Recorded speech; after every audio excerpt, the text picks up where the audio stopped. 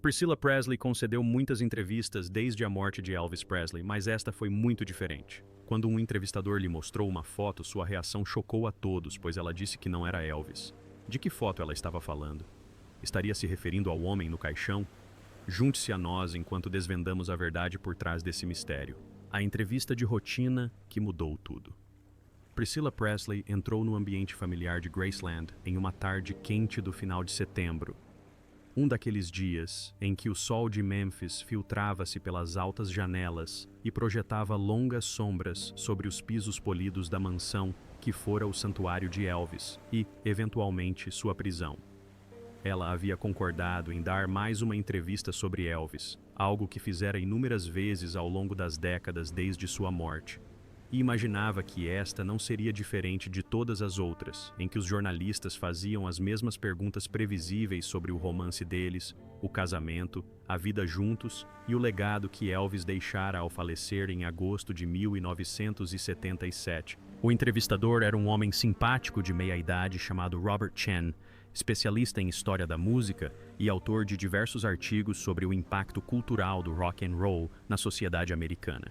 Ele parecia bem preparado e respeitoso, com um caderno de capa de couro repleto de perguntas e um pequeno gravador digital posicionado sobre a mesa de centro antiga entre eles. E Priscilla apreciou o fato de ele parecer ter feito a sua pesquisa, em vez de aparecer com perguntas genéricas que poderiam ser aplicadas a qualquer entrevista com celebridades. Ela acomodou-se na cadeira confortável à sua frente e sorriu calorosamente, preparando-se mentalmente para contar as mesmas histórias que já havia contado centenas de vezes sobre o encontro com Elvis naquela festa fatídica na Alemanha, quando ela tinha apenas 14 anos e ele já era a maior estrela do mundo. A conversa começou exatamente como Priscilla esperava, com Robert perguntando sobre aqueles primeiros tempos em que Elvis servia no exército e como o improvável romance entre eles floresceu, apesar da enorme diferença de idade e da desaprovação de ambas as famílias e do público, que questionavam se o interesse de Elvis por uma garota tão jovem era apropriado.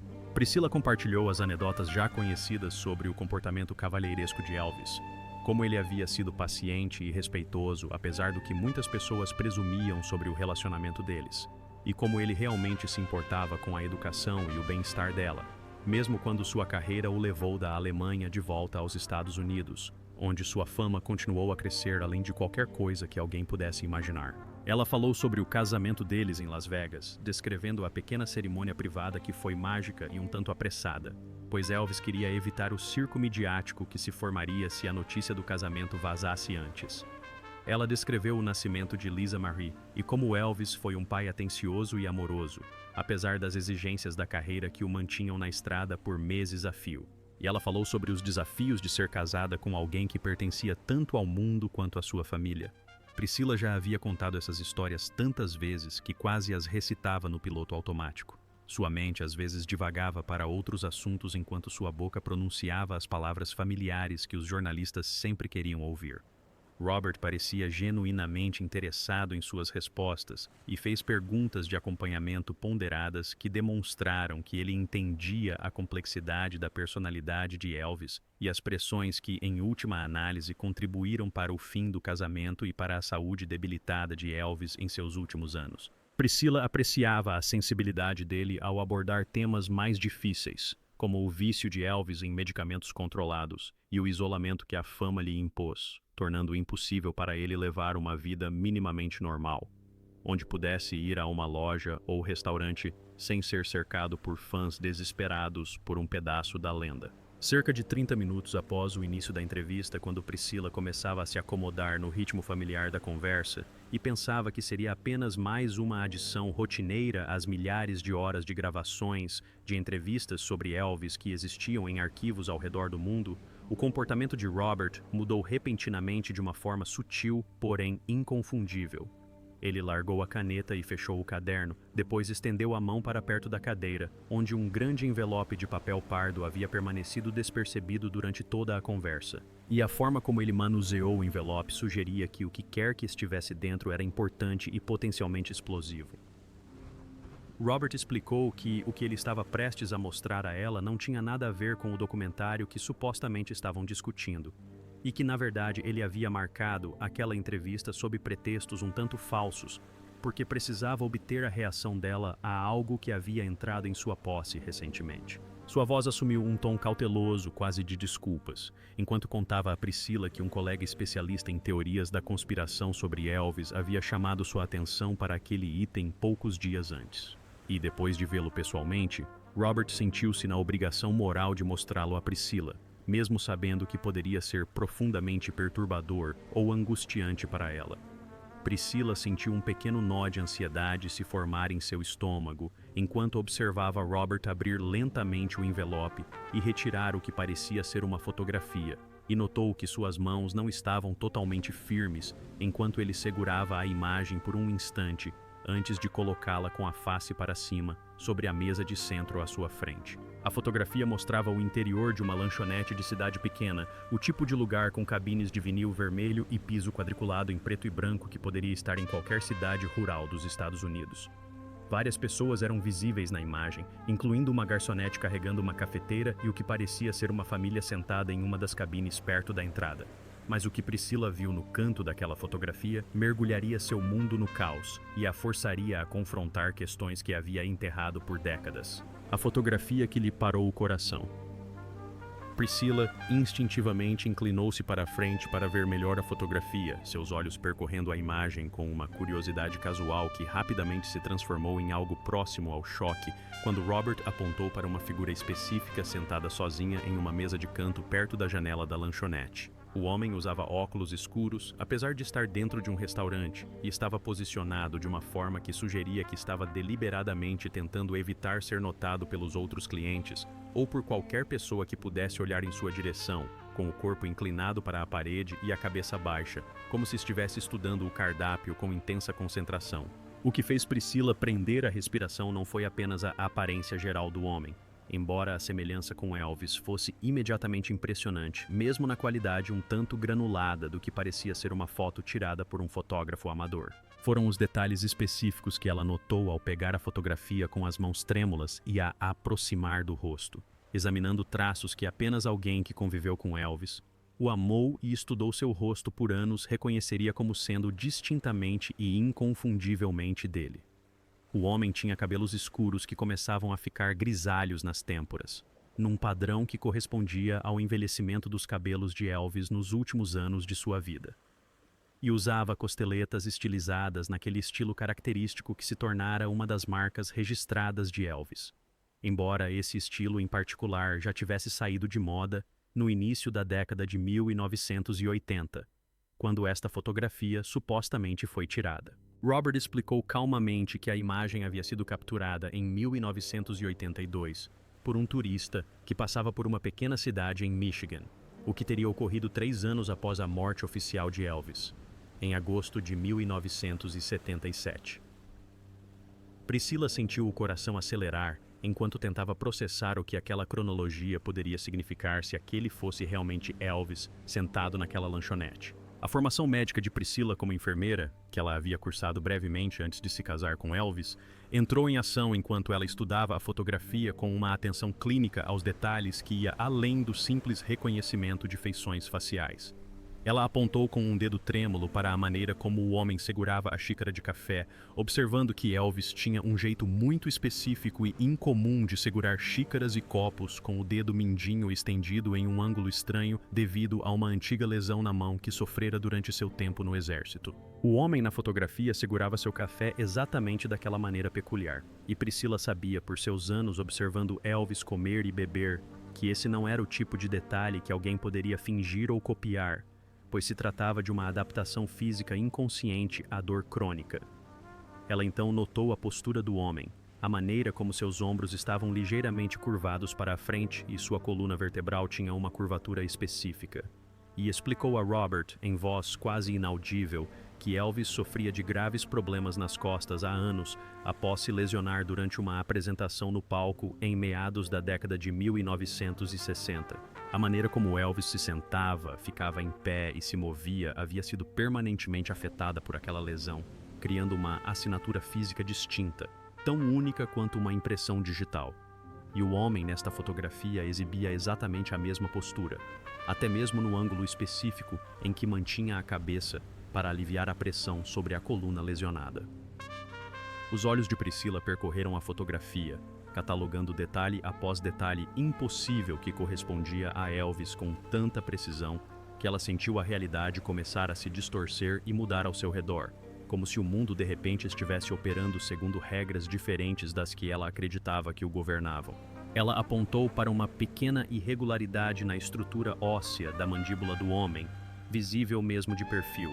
Uma pequena assimetria que Elvis havia considerado insegura em sua juventude, mas que Priscila passou a amar porque tornava seu rosto singular, em vez de genericamente bonito como o de tantas outras estrelas de Hollywood. Os anéis nos dedos do homem chamaram sua atenção em seguida, e Priscila sentiu lágrimas começarem a se formar em seus olhos ao reconhecer o que parecia ser a mesma coleção de anéis que Elvis usara quase todos os dias de sua vida, incluindo um anel turquesa singular, cravejado em prata, que Vernon Presley dera ao filho e que Elvis guardava como um de seus bens mais preciosos. Ela conhecia aqueles anéis intimamente, sentira-os contra a pele em momentos de ternura e paixão, e vê-los na mão daquele estranho que talvez não fosse tão estranho assim, fazia-a sentir como se estivesse perdendo o contato com o que era real e o que era possível. Mas foi o detalhe no fundo da fotografia que realmente fez o coração de Priscila parar e a fez sentir como se todo o ar tivesse sido repentinamente sugado do ambiente. Refletido na janela da lanchonete, parcialmente visível atrás do homem que poderia ser Elvis, estava o perfil característico de um veículo estacionado do lado de fora. E mesmo que o reflexo estivesse distorcido e pouco nítido, Priscila conseguiu distinguir detalhes suficientes para reconhecer o que parecia ser um Stutz Black Hawk, um automóvel extraordinariamente raro e caro, produzido em número muito limitado e que Elvis possuía e dirigia com grande orgulho. A probabilidade de um imitador ou sósia aleatório de Elvis estar sentado em uma lanchonete em Michigan em 1982, ao lado de um dos carros mais raros da América, usando exatamente os mesmos anéis que Elvis usava, segurando uma xícara de café da maneira precisa que a mão lesionada de Elvis exigia e sentado com a postura característica resultante da lesão específica nas costas de Elvis parecia tão astronomicamente pequena que a mente racional de Priscila não conseguia construir nenhuma explicação que fizesse sentido. Ela pousou a fotografia sobre a mesa com as mãos que tremiam tanto que quase a deixou cair. E olhou para Robert com uma expressão que misturava terror e confusão, e algo que poderia ser esperança, ou talvez pavor, ou ambas as emoções entrelaçadas de uma forma impossível de distinguir. Robert observou a reação de Priscila com uma mistura de preocupação e curiosidade científica, como um pesquisador observando os resultados de um experimento importante.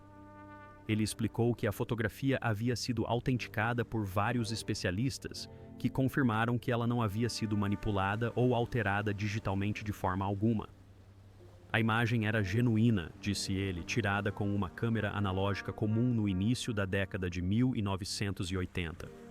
E o turista que tirou a foto não tinha nenhuma ligação com Elvis ou sua família, e nenhum motivo aparente para fabricar provas de que Elvis estava vivo anos após sua suposta morte. O que aconteceu a seguir levaria Priscila ao limite e a forçaria a confrontar segredos que ela guardava até de si mesma. O colapso físico de Priscila e suas suspeitas ocultas. Priscila se levantou da cadeira repentinamente e sem aviso, talvez impulsionada por um instinto de fugir das implicações do que acabara de ver, ou talvez tentando se distanciar fisicamente da fotografia que ameaçava destruir tudo em que acreditara por décadas sobre a morte de Elvis, seu próprio luto e a vida que construíra após perdê-lo.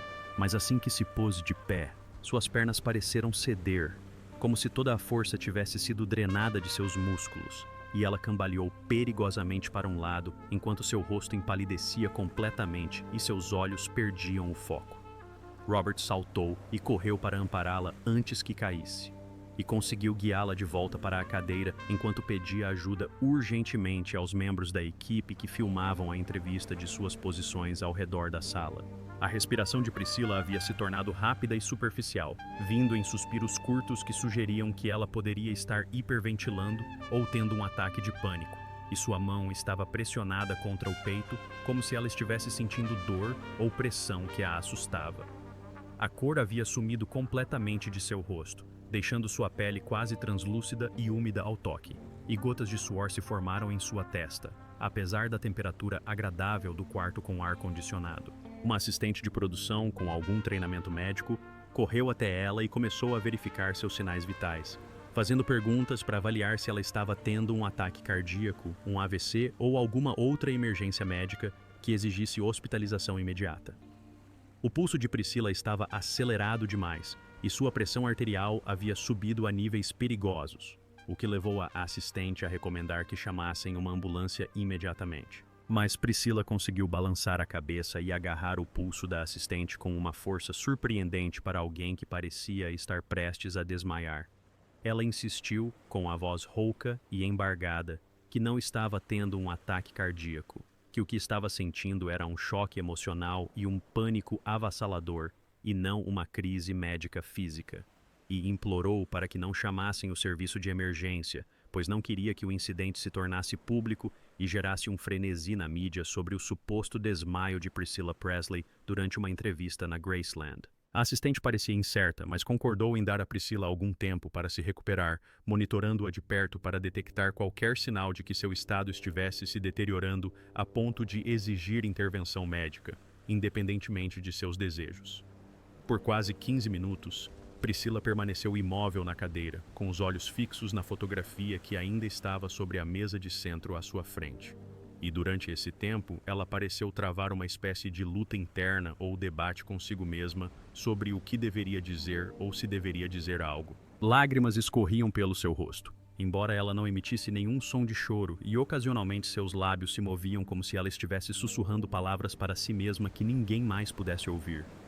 E os membros da equipe que observavam a cena se sentiam profundamente desconfortáveis, como se estivessem testemunhando algo extremamente íntimo que não tinham o direito de ver. Por fim, Priscilla enxugou os olhos com um lenço de papel que alguém lhe ofereceu e respirou fundo algumas vezes, como se quisesse se acalmar e reunir coragem para o que estava prestes a fazer.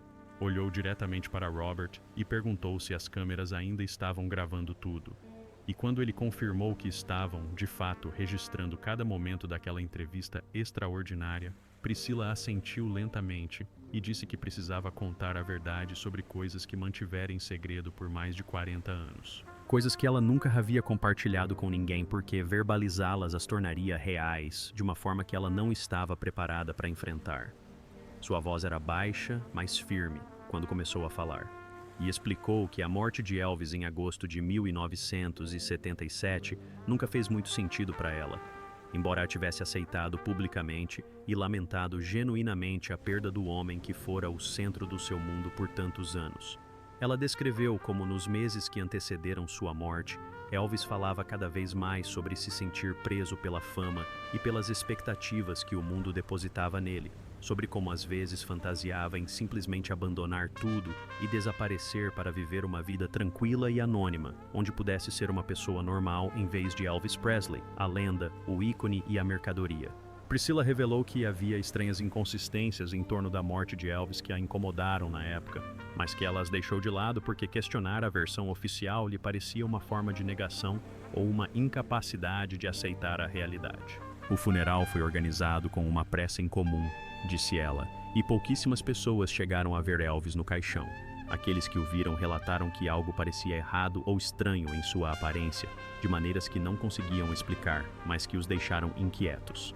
Vernon Presley vinha agindo de forma estranha nas semanas que antecederam a morte de Elvis, fazendo comentários enigmáticos que sugeriam que ele sabia que algo estava prestes a acontecer, mas se recusando a explicar o que queria dizer ou por que parecia tão preocupado. Ela falou sobre as estranhas transações financeiras que Elvis fez nas últimas semanas de vida, movimentando grandes somas de dinheiro de maneiras que não faziam sentido se ele esperava morrer inesperadamente. Mas isso poderia fazer todo o sentido se ele estivesse planejando desaparecer e precisasse criar fundos secretos para se sustentar em uma nova vida sob uma identidade diferente. Priscilla admitiu que, ao longo dos anos desde a morte de Elvis, presenciou incidentes estranhos que pareciam insignificantes quando analisados individualmente, mas que formavam um padrão perturbador quando considerados em conjunto, como cobranças inexplicáveis nos cartões de crédito de Elvis semanas após seu falecimento e telefonemas misteriosos em que ninguém falava, mas ela conseguia ouvir a respiração do outro lado da linha. Ela revelou que mantinha um diário pessoal onde anotava todas essas estranhezas, perguntas e suspeitas. Não porque realmente acreditasse que Elvis tivesse fingido a própria morte, mas porque precisava documentar o que observava para manter a própria sanidade e ter um registro de coisas que pareciam erradas ou inexplicáveis. O diário foi ficando cada vez mais grosso ao longo dos anos, à medida que mais incidentes aconteciam e mais supostos avistamentos de Elvis eram relatados em vários lugares do país. E embora a maioria desses avistamentos pudesse ser facilmente descartada como casos de identidade equivocada ou ilusão de fãs enlutados, alguns deles continham detalhes específicos mais difíceis de explicar. Mas a revelação mais chocante de Priscilla ainda estava por vir. Uma mensagem que ela recebera que parecia vir do além. A fotografia que se recusava a desbotar. Quando a entrevista finalmente terminou, Priscilla Presley parecia abatida, mas mais leve, como se um grande peso tivesse sido tirado de seus ombros. Por décadas, ela carregou dúvidas, questionamentos e medos silenciosos que raramente compartilhava com alguém. Agora, esses pensamentos não eram mais só dela. Robert Chen, o jornalista que a ouvira com tanta atenção, saiu com imagens que poderiam abalar os próprios alicerces da história da música e desafiar a versão oficial de uma das mortes mais famosas da cultura popular. Quase imediatamente, Robert começou a montar uma equipe. Ele reuniu fotógrafos forenses, especialistas em imagens digitais, analistas de caligrafia e investigadores com experiência em registros históricos. A missão deles era clara, mas inacreditável: examinar a fotografia do restaurante em Michigan de todas as maneiras possíveis e procurar evidências que pudessem confirmar ou refutar a ideia de que Elvis Presley havia fingido a própria morte e vivido em segredo por anos. A fotografia tornou-se alvo de intenso escrutínio, usando ferramentas modernas que não existiam quando a imagem foi tirada em 1982. Especialistas a estudaram pixel por pixel. Procuraram por sinais de edição, manipulação ou truques de laboratório fotográfico que pudessem sugerir uma farsa. Nada parecia fora do comum. A granulação, a iluminação e as cores correspondiam à aparência das câmeras fotográficas baratas comuns no início da década de 1980. Cada detalhe apontava para uma foto autêntica, sem retoques, tirada por um turista comum. Em seguida, veio a análise facial. Um software avançado comparou o homem na lanchonete com milhares de fotos verificadas de Elvis em diferentes fases de sua vida. Os resultados foram perturbadores. A distância entre os olhos, o formato do queixo, as proporções do nariz e, principalmente, as orelhas apresentaram semelhanças impressionantes. Especialistas observaram que as orelhas raramente mudam e são um dos identificadores mais fortes em comparações faciais. Embora tenham alertado que nenhum software pode garantir certeza absoluta, as chances de se tratar de uma simples coincidência foram consideradas extremamente baixas. Os investigadores então localizaram a mulher que havia tirado a foto. Margaret Foster, uma professora aposentada de Ohio, lembrava-se claramente da viagem. Ela havia tirado a foto durante férias em família em Michigan, no verão de 1982. Ela não tinha nenhuma ligação com Elvis, nenhum interesse em fama e nenhum motivo para mentir. Quando contatada, ficou chocada e impressionada com a atenção repentina. Para ela, sempre fora apenas mais uma velha foto de férias. À medida que a investigação se expandia, os pesquisadores revisaram décadas de relatos de avistamentos de Elvis. A maioria foi rapidamente descartada como mera ilusão ou boatos óbvios. Ainda assim, alguns casos se destacaram. Um deles envolvia um homem fotografado em um show gospel no Tennessee, em 1979. Ele estava sentado tranquilamente na última fila, usando óculos escuros e um chapéu. Testemunhas afirmaram posteriormente que ele sabia a letra de todas as letras de canções gospel raras que Elvis adorava, mas que poucos conheciam bem. O caso não podia ser facilmente explicado.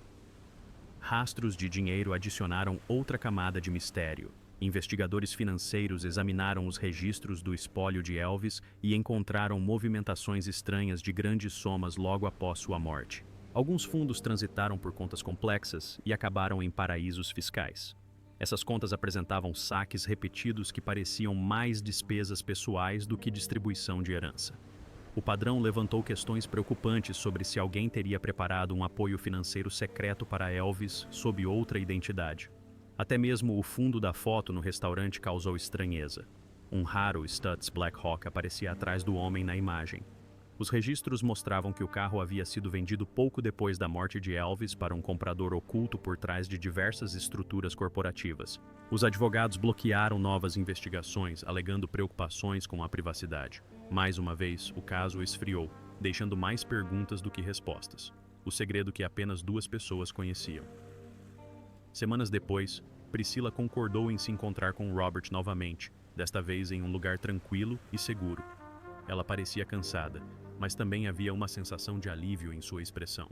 Ela explicou que havia passado anos debatendo se deveria compartilhar algo que nunca havia contado nem mesmo aos seus amigos mais próximos. Agora que havia começado, sentiu que não podia parar no meio do caminho. Se ia falar, precisava dizer tudo. Priscila revelou que, anos antes de Elvis falecer, durante um período doloroso do relacionamento deles, ele lhe dera uma frase codificada. Disse que era uma forma de contatá-la secretamente caso ele tivesse que desaparecer. A frase se referia a um momento íntimo do início do relacionamento, algo que só os dois poderiam saber. Então chegou o momento que mudaria a forma como sua história seria compreendida. Em 1983, 6 anos após a morte oficial de Elvis, Priscila recebeu um cartão de aniversário sem remetente. O carimbo postal era de uma pequena cidade no sudoeste americano.